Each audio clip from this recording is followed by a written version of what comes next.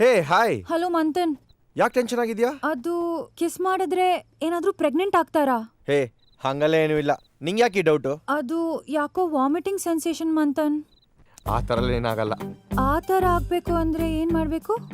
ಆ ಥರ ಆಗಬೇಕು ಅಂದ್ರೆ ನೀನು ನಾಳೆ ಸಂಜೆ ಮನೆಗೆ ಬರಬೇಕು. ಹೌದಾ? ಓಕೆ.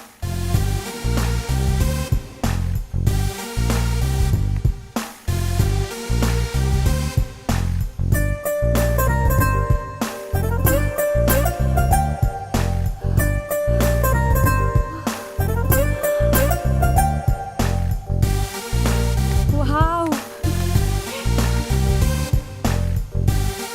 ಮಂಥನ್.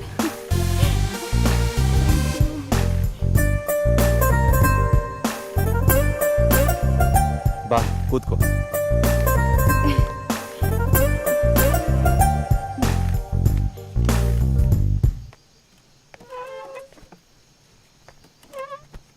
ವೈನ್?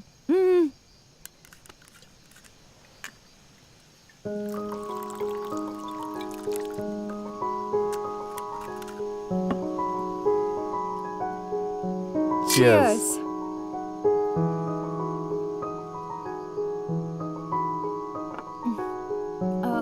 ಮಂಥನ್, ನೀನ್ ಸೀರಿಯಸ್ ಆಗಿ ಹೇಳು, ನನ್ ಮದ್ವೆ ಆದ್ಮೇಲೂ ನೀನ್ ಇದೇ ತರ ಲವ್ ಮಾಡ್ತೀಯಾ? ಇನ್ನೂ ಸೀರಿಯಸ್ ಆಗಿ ಜಾಸ್ತಿ ಲವ್ ಮಾಡ್ತೀನಿ. ಯಾಕಂದ್ರೆ ಹುಡುಗಿರು ಬೋರ್ ಆಗ್ಬಿಡ್ತಾರೋ ಮದ್ವೆ ಆದ್ಮೇಲೆ. ಲವ್ ಮಾಡ್ಬೇಕಾದ್ರೆ ಮಾತ್ರ ಎಲ್ಲ ಚೆನ್ನಾಗಿರುತ್ತೆ. ಅಯ್ಯೋ ಬೇಬಿ, ಅದೆಲ್ಲ ಡವ್ ಮಾಡೋರ್ಗೆ ಬೋರ್ ಆಗೋದು, ನಂತರ ಟ್ರೂ ಆಗಿ ಲವ್ ಮಾಡೋರ್ಗಲ್ಲ. Don't worry. ಮತ್ತೆ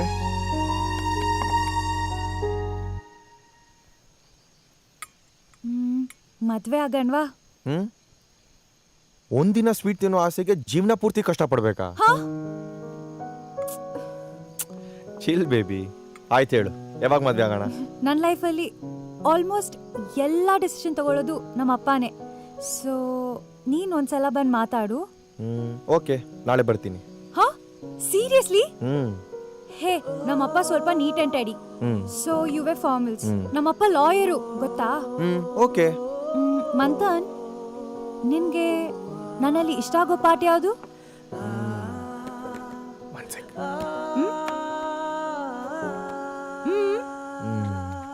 ನಿನ್ ಚೀಕ್ಸ್. ಹಲೋ ಹಲೋ ಮಂಥನ್, ಎಲ್ಲಿದ್ಯಾ? ಆನ್ ದ ವೇ, ಬರ್ತಾ ಇದ್ದೀನಿ. ಬೇಗ ಬಾ Manthan, I am so excited, ಗೊತ್ತಾ? ಫೀಲಿಂಗ್ ಲೈಕ್ ಹೊಸ ತರ. ಓಕೆ ಓಕೆ, ಬಂದೆ.